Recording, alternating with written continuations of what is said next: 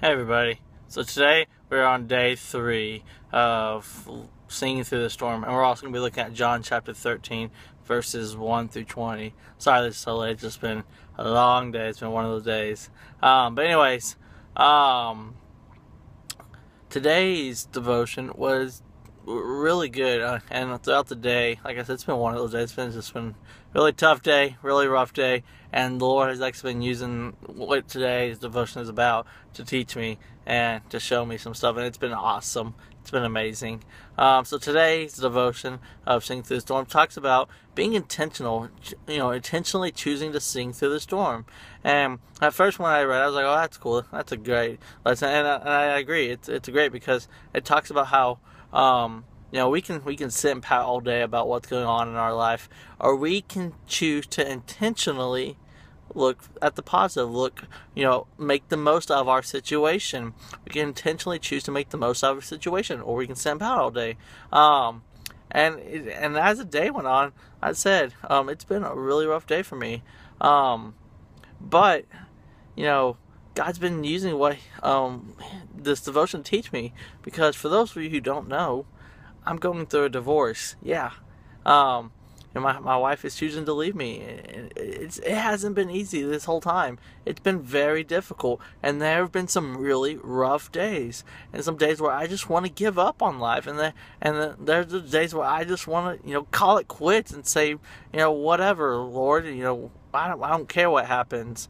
And today was almost one of those days. Today was a really rough day for me, and as I went out through the day today, the Lord just kind of taught me. He said, Jonathan, you can sit and pout all day about what's going on in your life, or you can choose to intentionally look for the positive. You can intentionally choose to make the most of your situation. And yes, it's been hard. It's not been easy, because believe me, I wish I could see my daughter every single day, and I wish I could have my wife right here beside me, supporting me along the way, cheering me on.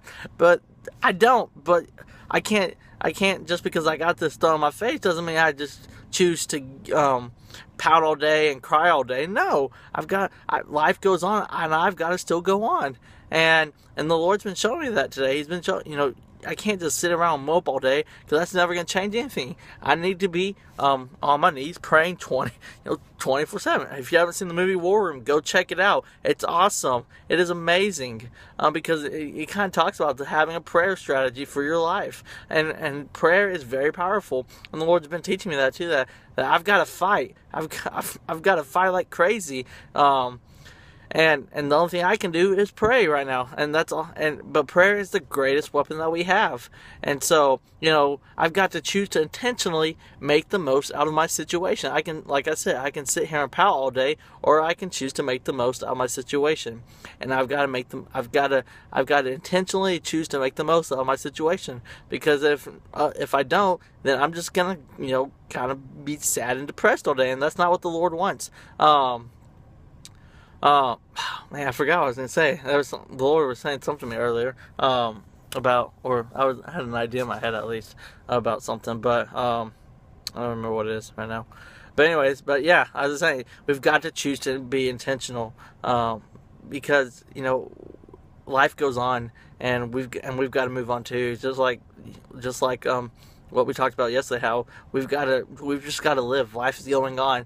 Just because this horrible thing was thrown at us doesn't mean life stops all of a sudden. No, life goes on, and so do we. We've got to move on. We've got to go on from here, and we can't just let whatever storm we're in just hold us down and weigh us down. We've got to choose intentionally and make the most out of it, and see how the Lord can use us to grow, or use this storm to grow us. And I know for a fact that it's been during this time that I've never been closer to the Lord, that this is probably one of the closest I've ever been to the Lord. The Lord, during this time, I've been able to feel God just hold me over and over again through all of this, and repeatedly over and over again, to tell me how much He loves me through all of this.